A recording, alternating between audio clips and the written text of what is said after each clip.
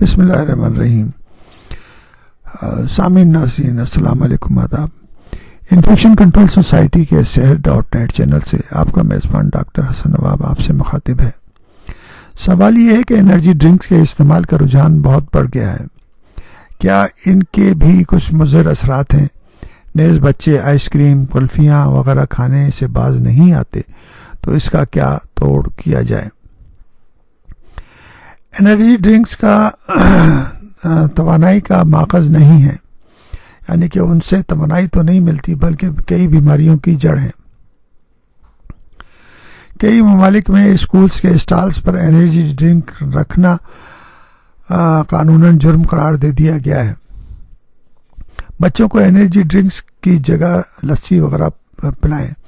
اب ہم ایک بات آپ کو ایک اور بتانا چاہیں گے کہ یہ انرجی ڈرنکس جو بھی ہیں بوٹلز میں جو ملتی ہیں، یہ انتہائی غیر محفوظ طریقے سے اور غیر یعنی کہ جو سائنٹیفک طریقے سے تیار کی جاتی ہیں. خاص طور پر گھروں میں تیار کی جاتی ہیں. لوگ جو ہے نا سمپل طریقے سے اس کے اندر جو ہے نا شکر میں اور رنگ ملا کر اور اس کو بوٹلوں میں بھر کے اور اس میں ایسنس ڈال کر، جو ایسنس جو ہوتے ہیں وہ ڈال کے، اور وہ جو کلر بھی جو ہوتے ہیں وہ بھی جو فوڈ کلر نہیں ہوتے وہ استعمال کر کے بوتلوں میں بھر کر سپلائی کرنا شروع کر دیتے ہیں. تو یہ بہت زیادہ طریقے سے پورے ملک میں، ہمارے جیسے ملکوں میں، انڈیا، پاکستان، بنگلہ دیش وغیرہ میں یہ سب چیزیں، یہ مصیبتیں موجود ہیں.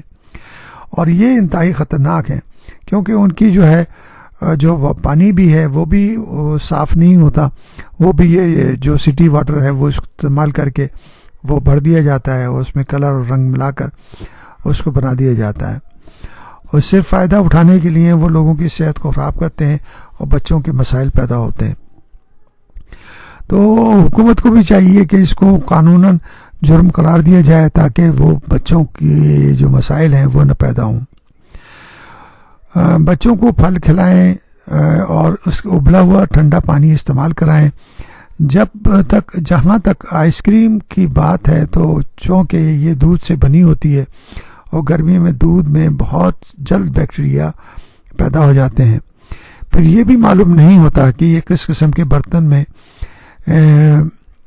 جو موجود ہے وہ کس قسم کی، یعنی کہ برتنوں میں رکھی گئی ہے یا کس قسم کی طرح سے پیکنگ کی گئی ہے اور کس طرح کے دودھ کو استعمال کیا گیا ہے.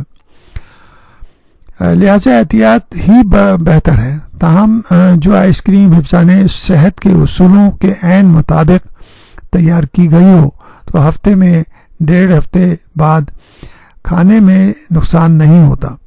یاد رہے کہ غیر معیاری آئس کریمز میں بھی ٹائیفائڈ کے جراثیم پائے جاتے ہیں.